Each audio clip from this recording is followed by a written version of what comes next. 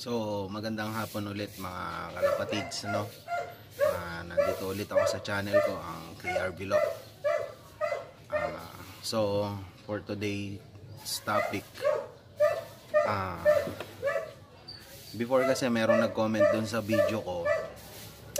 Nagtanong siya, ano daw ba ang mainam o paano ba mag-umpisa bilang o mag-alaga ng kalapate at pumasok sa pigeon racing. So ayun, siguro sasagutin ko lang yung tanong nun. So ito, kukwento ko lang sa inyo kung paano ako nag-start sa pag-iibon. So before kasi meron akong kasamahan sa trabaho. So ikukwento ko lang sa inyo, no, kasi yung pagsagot ko doon sa tanong nung isang nag-comment is related dito sa kwento ko kasi paano ko nag-umpisa ng pagkakalapate. So ito, before kasi may kasamahan ako sa trabaho, dalawa sila. So nagkakalapati sila. Pagka nasa opisina kasi sila, nagkukwentuhan sila ng patungkol sa pigeon racing. Kaya ayun, one time biniro ko, sabi ko sa kanila is, bakit di nyo ako bigyan ng kalapate para sa susunod, pag nagkita-kita tayo sa opisina, tayong tatlo na yung nag-uusap patungkol sa kalapate. Pero nung elementary days pa ako, mga kalapatids, nag-aalaga na ako ng kalapate. Meron na akong mga kalapate na yung mga native lang yun, hindi naman pang karera. So ano kasi yun pagka may alaga kasing kalapate nung bata ka, nagpaparonda ka lang, masaya ka na. O tsaka wala pang karera nun, nung mga time na elementary days ko. So ayun, so dumating na nga dun sa point na binigyan nila ako ng kalapate as a gift bird. Yun, then nakapagpalahi ako, nakapagpa-pitchon ako doon, then isinubok kong kumarera.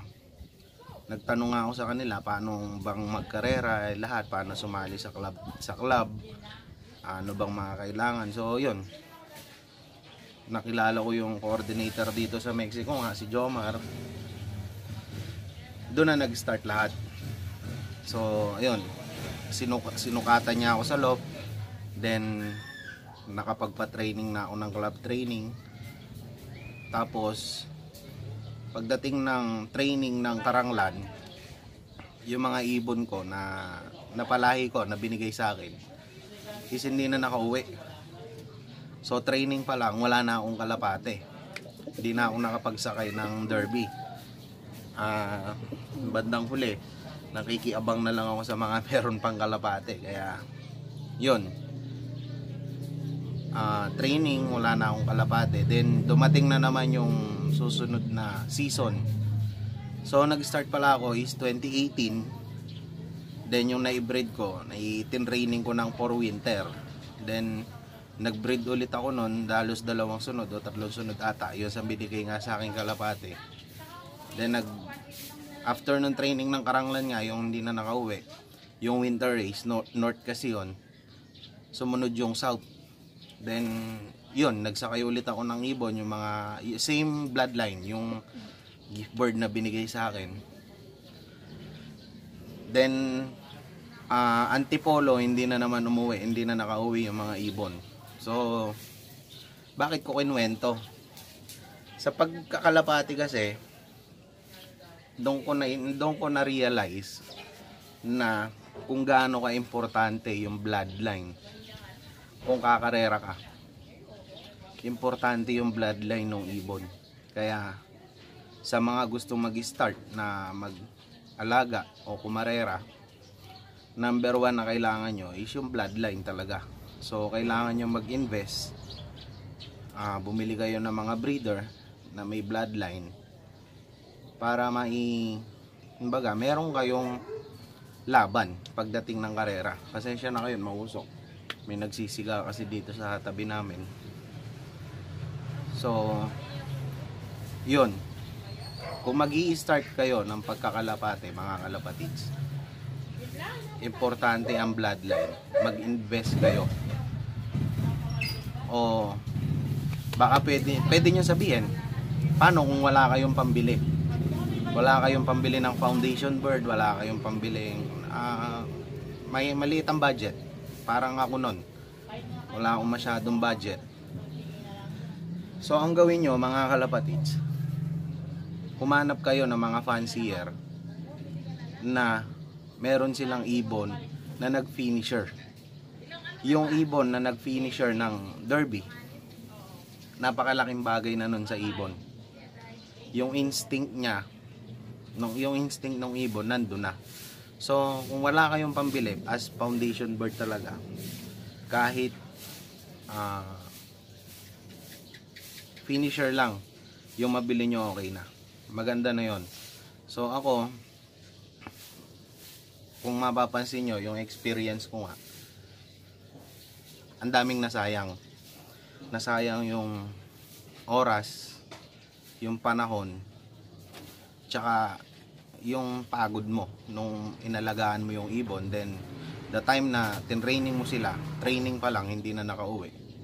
So madami yung nawala, yung ginastos mo sa pagkain nila, sa vitamins, madami yung oras talaga. So kung mag-aalaga kayo sa mga baguhan na katulad ko, importante talaga ang bloodline. Kahit manood kayo ng segment ng Alagang Magaling, kung sa mga fancier na mga nagcha-champion, ang most talaga na advice nila sa inyo is humanap ng foundation bird. Tsaka alam nyo dapat yung bloodline na ililipad nyo, para the time na dumating yung pagkakataon na manalo, alam nyo yung bloodline. Kunyari, yung inilaro nyo is Stichelbout, tapos nanalo. So alam nyo yung Stichelbout na line na galing kay ganito is talagang tumitira, nagpa-perform ng maganda. Tapos ang may advice ko pa sa inyo is sabihin na natin na nandun na yung bloodline nyo. Pangalawa kasi, ang pinaka-importante din dyan is yung sa lock management. Na perfect nyo lahat yun, hindi malayo na magcha-champion din kayo. So ako bilang baguhan din, yun nga, training, dalawang club, dalawang season na nag-try ako. Hindi ko alam kung anong bloodline, gift bird lang nila sa akin yon. Then the time na lumapit ulit ako sa kanila, sabi ko sa kanila ganito, ganyan, wala nga, hindi nag-perform yung mga ibon. That was the time na pinahiram nila ako, nang talagang may ano na, ibig sabihin may bloodline na, nasubukan na. So magiging specific na ako. Ito nga, yung mga bloodline na acquired ko, na inilalaro ko ngayon, is mostly galing sa mga dati ko pa rin katrabaho, which is yung SPG nga. Sila yung kinukwento ko sa inyo dati na nagbigay sa akin ng gift bird. Yun yung kinukwento ko, sila yon. Then yun nga, nung hindi nag-perform, pinahiram nila ako ng breeder na sabi nila is nagpe-perform na yung mga yan, sabi nila. So yun, sinubukan ko, pinagkatiwalaan nila ako. Then na yun, pagdating nung fundraise, nakapagpa-champion tayo ng 3 laps fundraise, yung Grisel nga natin. So ayun mga kalapatid, sana nasagot ko yung tanong ng isang nag-comment dun sa isang video ko. Actually matagal na yung video na yun eh. Ngayon ko lang naisipan na gawa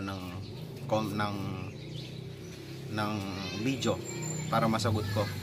So yun, number 1 na kailangan talaga mga kalapatid is bloodline. Kailangan may bloodline yung ibon na alam nyo nagpe-perform ng maganda. So meron din palang mga breeder na nabibili na medyo mas mura. Kung alam nyo, mga Taiwan bird yan. Taiwan bird is makakabili ka ng halagang 1-2. Yung mga Taiwan bird kasi na sinasabi is naligaw yon, napunta dito sa atin sa Pilipinas.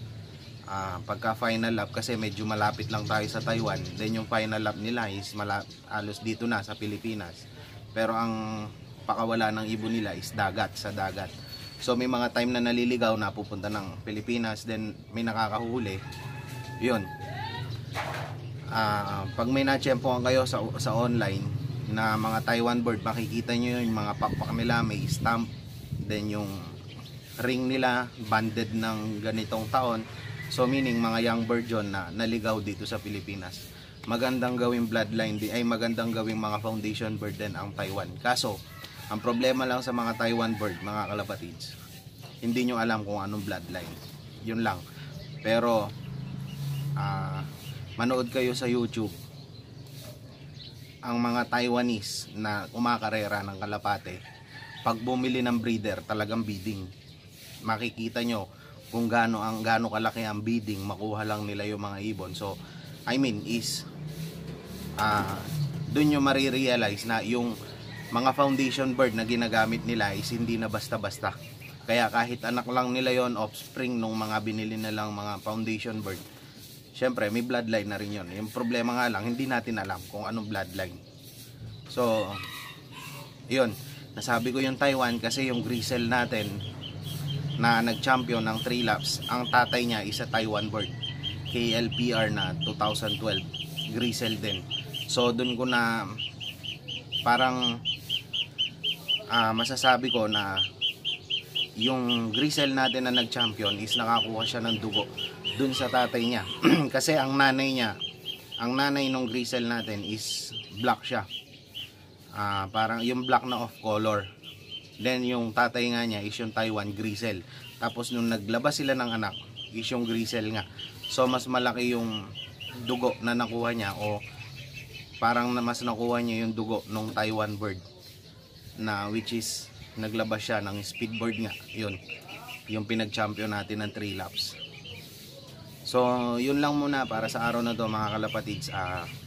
Maraming salamat, and subscribe lang kayo sa channel ko. Marami pa akong ilalabas na video, mga tips na maibibigay ko sa inyo. So yun muna, happy flying sa inyo lahat, mga kalapatids.